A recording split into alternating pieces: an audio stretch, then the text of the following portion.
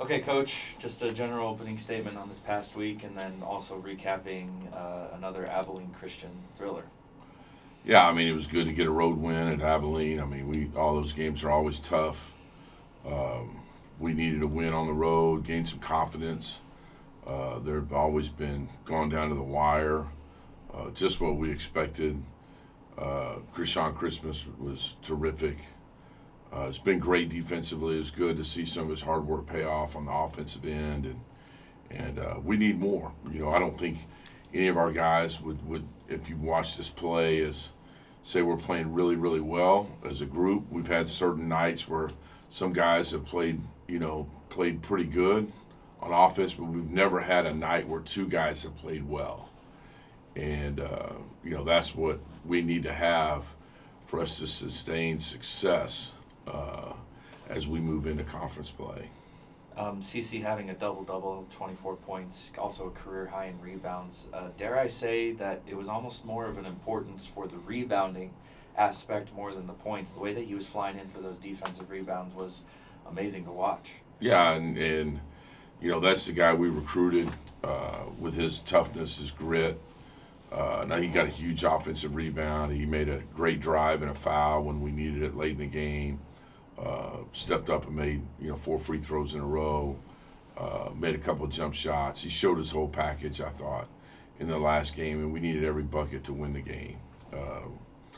When we didn't shoot it real well again, so it was good in that respect because I think he picked some others up, and the guys have worked real hard since we going into the break and out of the break. We've kind of been in 2 days and trying to continue to improve our offensive you know, part of the game. We've been playing one way and uh, been playing terrific defense, but haven't been very good offensively, and got to continue to improve on that end. If not, it's going the Abilene game. It's always going to be a low scoring. It's always going to be tough to score points against them. Hopefully as we kind of move into these next section of the conference games here, hopefully we can generate some more points for our team. Conference games the rest of the way starts as the back half of the doubleheader in the Sawmill this Saturday against Incarnate Word. Just offer a general preview of what you've been able to see from them and maybe some things that Jack Nation can pay attention to. Well, I mean, they are elite offensively. I mean, they're averaging 80 points a game. If they score 80 points in here on Saturday evening, Saturday afternoon, it's going to be a struggle for us. We haven't done it very much. I think twice this year. So our defense is really going to be tested. Four guys averaging double figures and a lot. I mean, they get about three guys get 60% of their shots. One, two, and five get 60% of their shots, and seven's right there, gets 11 points a game for them. There are four guys, like I said, double figures. Really impressive to watch how they score points. This is not, in my opinion, the Incarnate Word team that our fans probably remember from days in the past. They're old graduate transfers that know how to score the basketball. They're a fun team to watch offensively, how they do share it and pass it and cut. And Bailey, number 5, I think he had 40 at Cal Baptist just early in the season. Scoring 40 points, I don't care who you are. We know how good Cal Baptist is. It's going to be a challenge for our guys. So we have to really be great defensively, and we have to take advantage of some of the things that we think we can do offensively against them because they do a good job on the defensive end as well. I mean, they're 8-5. We respect them. We know how talented they are, and we're gonna have our hands full Saturday afternoon. All right, turn it over to the media. Yeah, Coach, kind of going back to that Abilene Christian game, obviously being able to get a big win right before the new year. Kind of talk about the confidence that gives you and your team heading into the new year, and especially heading into this conference game slate that you guys are about to head into tomorrow. We respect everybody, and obviously we played Abilene so many times, and it's been a great rivalry for our program. I thought it was I didn't like when we were playing it when the schedule was set. It was probably the last game we set on our schedule. It was the only date that either of us could really play. Going into the league, that's maybe not the game you'd want to play, but as it's kind of the season unfolded for us, it's probably the right game as you look to it because it got our competitive juices going. And as you said, I think it hopefully will give us some confidence. I think our guys had to really look inward to win a game like that. I think they were 5-1 at home prior to our game, and I thought our guys really took to heart the game that it was and where we were positionally.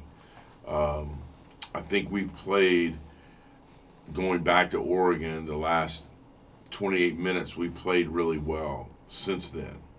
And Abilene's hard for anybody to play against. They make it hard just like I think we make it hard, and I mean offensively. And so the guys have had great spirit. The guys have worked hard. The execution isn't always there, and I take responsibility for that, and we'll continue to work on that. Yeah, Coach, you talked about, obviously Christian had a great game, 24-point double-double, but, you talked about it having the one guy stepping up and scoring, but not having both of those guys. What is it going to take to get both of those? Yeah. I mean, and we've talked about that with our group. I mean, we need multiple people to fill their roles and do what they do as individually, play to their strengths better. And we need, we need a quarterback, a catcher, a shortstop, a point guard to understand how do you get guys shots in their certain areas. How can you create for others? How do you get more assisted baskets to create shots to let people play to their strengths? And so that's kind of what we've spent a lot of time trying to drill and focus on and make the game easier for somebody else. And that's what, really good teams do. And that's kind of where we are is and then you got to make the shot, quite honestly. So those are the things that we continue to work on here the last 2.5 months of the season. And I like the spirit of our team. We've had individual guys play well, score points, and then we need to see it collectively find their role, find what they can do, and continue to do it consistently over and over and over again.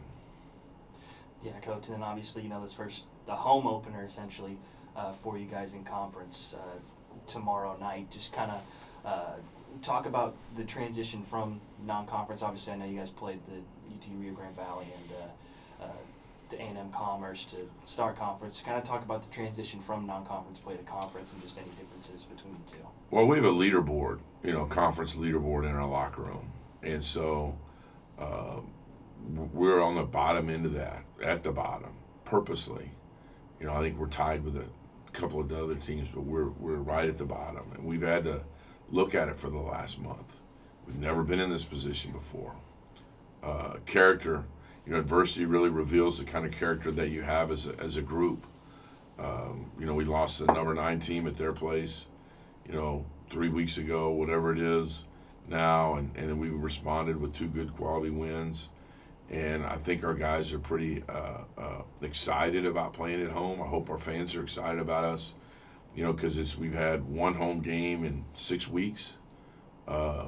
And I hope our fans are excited about the progress we've made since the last time we were at home. Maybe 7 weeks we've had 1 home game over the course of the last 45, 50 days.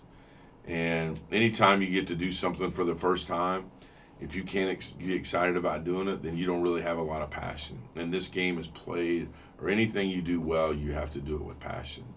So I think our guys are hopefully trying to, we're trying to dig ourselves out of the coffin a little bit, and that's kind of what we've talked about. Like, we're not dead yet, and I know some people have tried to bury us at this point. I mean, we're definitely not pleased with where our record is, but I think our ceiling as a team is very high. And how can I say that? Like, our defensive numbers are where they are, like elite defensively in the country, and our offensive numbers are abysmal. And just to be as honest as I can. And so if you can raise those offensive numbers, then you have a chance. Keep your defensive numbers where they are. Your ceiling can go the other direction. And all I know is to keep working with our guys on it. For tomorrow, 1 ticket gets you into the door, whether you buy a women's ticket, see the Lady Jacks, or buy a men's ticket to go see the Lumberjacks. You can go see both.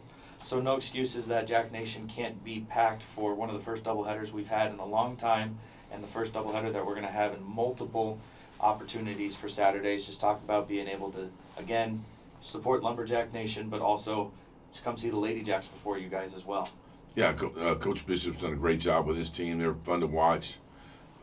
They make shots, exciting brand of basketball. And, I've heard from our fans over and over again what a great opportunity to bring the doubleheaders back into the Sawmill. And hopefully everybody will come out tomorrow and watch the Lady Jacks at 2 and us at 5 and enjoy a great afternoon on Saturday. Everybody says, what do you do in Nacogdoches? Well, you watch great Division I college basketball.